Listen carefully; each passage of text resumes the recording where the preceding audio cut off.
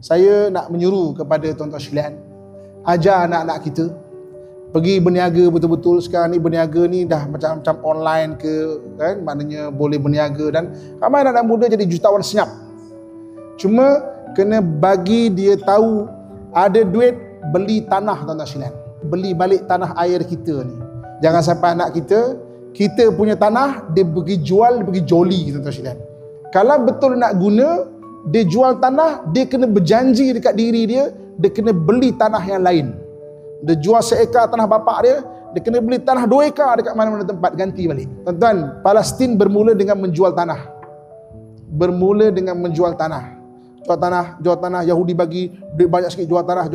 Akhirnya dapat buat negara, dia manipulatif dari sudut undang-undang, langsung tanah tak ada, tuan-tuan sekalian. Iktibar 2 negara. Satu Palestin, satu lagi Chechnya. Bukan rahsia sejarah Chechnya. Chechnya ni adalah negara selatan Rusia. Lepas Perang Dunia Kedua, dia dihalau oleh Rusia meninggalkan negara dia. Rusia ambil tanah secara paksa, halau dia duduk di Central Asia. Central Asia ni Asia Tengah, negeri yang Uzbekistan, Tajikistan, Kyrgyzstan, Turkmenistan, atau negeri gitu. Tapi dia orang berniaga.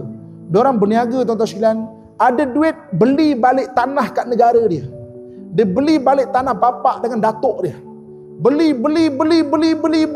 dia start balik. Dengan maruah dia beli tanah tu balik, tuan-tuan sekalian. Walaupun dia dihalau 1940-an. Tuan-tuan boleh baca sejarah Chechnya. Bila dia dah dapat balik, dah ada majoriti, 1990-an, dia lancarkan peperangan. Menuntut balik tanah air dia. Dan dia berjaya, tuan-tuan sekalian. Belajar daripada 2 cerita ini.